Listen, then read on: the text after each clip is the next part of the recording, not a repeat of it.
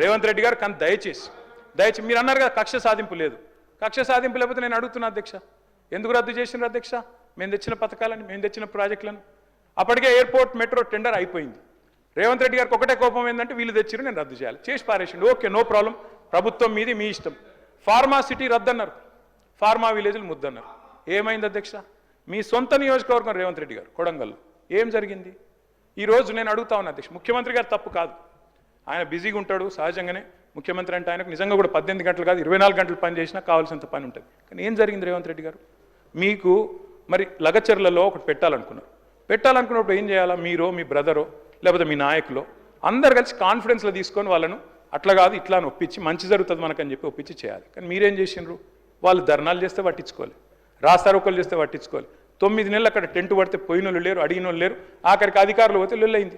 ఆ లొల్లిని మాకంటగట్టి మేమేదో చేసినామంటే నేను రేవంత్ రెడ్డి గారికి విజ్ఞప్తి చేస్తున్నా, మీరు మీరు మీరు మీ నేను కేటీఆర్ గారిని కోరుతా ఉన్నా. ఎందుకంటే పరిశ్రమల శాఖకు సంబంధించి వారు కూడా ఈ శాఖను నిర్వహించారు అధ్యక్ష. లగచర్ల జరిగిన సంఘటన ఎవరు సృష్టించిండ్రు, దేనివల్ల సృష్టించిండ్రు? ఈరోజు ప్రభుత్వం ఒక సంకల్పన చేస్తే అది కూడా ముఖ్యమంత్రి గారి నియోజకవర్గంలో అభివృద్ధి జరగొద్దని ఎవరు ఆలోచన చేసిండ్రు? ఎవరు రైతులను ప్రేరేపణ చేసిండ్రు? రైతులను ప్రేరేపణ చేసి రెచ్చగొట్టి ఒక అధికారిని సంపాలని ఆదేశం ఇచ్చింది ఎవరు? ఈరోజు స్పష్టంగా కూడా తేట తెల్లంగా ఈరోజు ప్రజల మధ్యలో ఉంది అధ్యక్ష. నేను కోరుతా ఉన్నది ఒకటే, నేను మొన్న కూడా మాట్లాడినప్పుడు చెప్పడం జరిగింది అధ్యక్ష.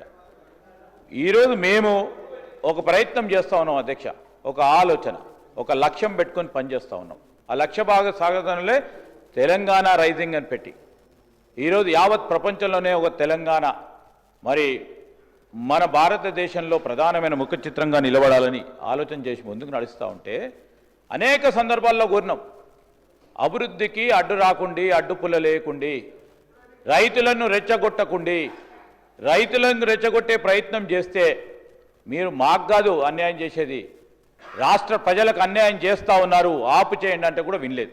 ఎవరు అధ్యక్ష? ఎవరేసిండ్రు శిక్ష? వారికి సంబంధించిన మాజీ శాసన మండలి సభ్యులకి శిక్ష ఎవరేసిండ్రు అధ్యక్ష?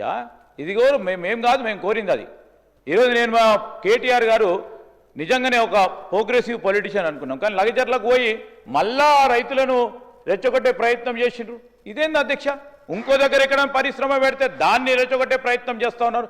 ఎక్కడ అభివృద్ధి జరగొద్దు కాంగ్రెస్ పార్టీ ప్రభుత్వ హయాంలో అని ఆలోచన చేస్తే ఈరోజు మేము చెప్తా ఉన్నాం అధ్యక్ష, మాకు తెలుసు ఏ ప్రయత్నం చేయాలి, ఏ విధంగా పరిశ్రమలు తీసుకురావాలి, రేపు రాబోయే కాలంలో ఏ విధంగా ఈ రాష్ట్ర అభివృద్ధికి కాంగ్రెస్ పార్టీ చెప్పిన ప్రతి అభివృద్ధి సంక్షేమ పథకానికి అడుగులే విధంగా చేయాలి. ఈరోజు అనేక సందర్భాలు చెప్తా ఉన్నారు, గౌరవ ముఖ్యమంత్రి గారు చెప్పారు. నేను అడుగుతా ఉన్నా అధ్యక్ష, 15 నెలలు గడిచింది, 15 నెలలు గడిచింది అధ్యక్ష. ఒకటి తర్వాత ఒకటి మేనిఫెస్టోలో పెట్టిన ప్రతి అంశాన్ని ఈరోజు ప్రజలకు ఇచ్చిన వాగ్దానాన్ని నిలబెట్టే ప్రయత్నంలో ఇబ్బంది ఉన్నా కానీ ప్రయత్నం చేస్తాను అధ్యక్ష. మీరు ఎప్పుడైనా ప్రయత్నం చేసినారా? 10 సంవత్సరాల కాలంలో 3 ఎకరాల భూమి అన్నారు ఎస్సీ ఎస్టీ బలహీన వర్గాలకు సంబంధించి ఒక ప్రధానమైన మీరు హామీ ఇచ్చిండ్రు. 2014లో దళితుడిని ముఖ్యమంత్రి చేస్తున్నారు, ప్రధానమైన హామీ.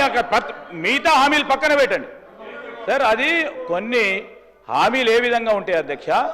ఆ హామీలు అమలు చేసే ప్రక్రియ భాగంలో ప్రభుత్వం ఏర్పడ్డప్పుడు చాలామంది కూడా మంత్రులు చేశారు. అక్కడ ప్రభుత్వం ఏర్పాటైన తర్వాత ఆ హామీలను నిలబెట్టుకోవాలని ఒక ప్రయత్నం చేసినప్పుడు దానికి ఒక పాలసీ విధానం తీసుకురావాల్సి వస్తుంది, దానికి రూల్స్ రెగ్యులేషన్ తీసుకురావాల్సి వస్తుంది, ఆ క్రమంలో నిధులను కూడా సమకూర్చాల్సి వస్తుంది. ఇవన్నీ చేస్తూ ఉన్నప్పుడు సమయం పడుతుంది. వారికి తెలియదు అధ్యక్ష, ప్రశాంత్ రెడ్డి గారు మంత్రిగా చేశారు.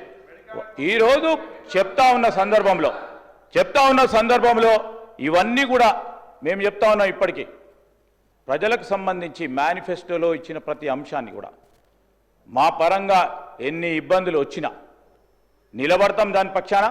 6 గ్యారంటీలకు సంబంధించి ఈరోజు ముఖ్యమంత్రి గారు ఇక్కడే ఉన్నారు, మేము మంత్రులం అందరం కూడా ఇక్కడ ఉన్నాం. మేము తిరిగి మళ్ళా ప్రజాక్షేత్రంలో 2028లో ప్రజాక్షేత్రంలో పోయినప్పుడు ఈ 6 గ్యారెంటీలు నిలబెట్టి అందరికీ అందజేసి పోయే కార్యక్రమం చేయకుంటే ఇది కాంగ్రెస్ ప్రభుత్వమే కాదని మీ ద్వారా మనవి చేస్తూ నేను ఈరోజు మీరు చెప్పండి, సూచనలు ఇవ్వండి. నడుస్తూ ఉంది ప్రభుత్వం, ఇబ్బందులు పడతా ఉన్న ప్రభుత్వానికి సహకారం చేసే ఓ ప్రయత్న భాగంలో సలహా సూచనలు ఇస్తారని ఆలోచన చేస్తున్నాం. మళ్ళొక్కసారి అదే మాట్లాడుతూ ఉన్నారు అధ్యక్ష. 10 నెలల నుంచి ఏం చేసిండ్రు, 10 నెలల నుంచి ఏం చేసిండ్రు, 11వ నెల నుంచి ఏం చేసిండ్రు, 12వ నెల నుంచి చేసిండ్రని మేము బేరీజు చేసి చెప్తాం అధ్యక్ష. 2014లో వారు ప్రభుత్వం ఏర్పాటు చేసిండ్రు. 2014 నుంచి 2015 మేమంతా రికార్డు తెప్పించాం అధ్యక్ష. ఎన్ని సంక్షేమ పథకాలు మొదలుపెట్టిండ్రు, ఎంతమందికి ఈ రాష్ట్ర ప్రజలకు మేలు చేసిండ్రు, మీరు చెప్పిన ప్రతి అంశం పైన బేరీజు చేసుకొని మాట్లాడతాం అధ్యక్ష. ఈరోజు ఒక్క సంవత్సరంలో వారు చేసింది ఏంది, ఒక్క సంవత్సరంలో మేము మొదలుపెట్టిన సంక్షేమ కార్యక్రమాలను ఒక్కసారి బేరీ